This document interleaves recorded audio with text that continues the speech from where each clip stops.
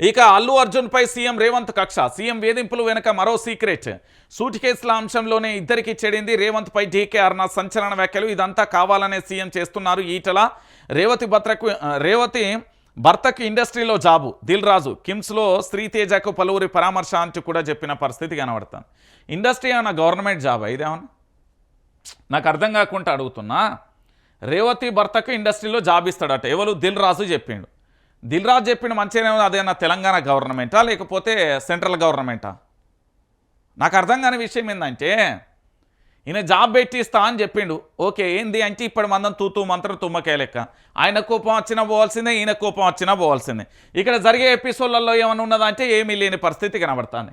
అంటే ఇక్కడ డీకే అన్నా కానీ రాజకీయ నాయకులు ఎవరైనా కావచ్చు, దీన్ని మొదటితోని వదిలేయాల్సిన అంశం ఇంత దూరం వచ్చింది. దీంట్లో సూట్ కేసులలో చెడింది అంటే కోట్ల రూపాయల లావాదేవీలలో చేరిందా లేకపోతే లంచం విషయంలో చెడిపోయిందా, ఎక్కడ చెడిపోయింది అనేది మనకు కూడా తెలియదు. కానీ వాస్తవం ఏంది అనేది ఆ డీకే అన్న పూర్తిగా చెప్తే అయిపోయే పరిస్థితి కనబడతాం.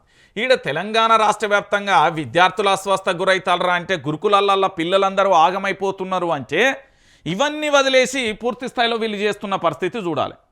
నేను ఎందుకు ఈ విషయాన్ని చెప్తున్నా అంటే తెలంగాణ ప్రాంత బిడ్డలారా, అల్లు అర్జున్ అనే ఒక ఎపిసోడ్ను తెర మీద పెట్టేసి అల్లు అర్జున్కు సంబంధించిన ఎపిసోడ్తో కాలయాపన చేస్తున్నది ప్రభుత్వం. ఇది యావత్తు తెలంగాణ సమాజానికి కూడా తెలవాలి.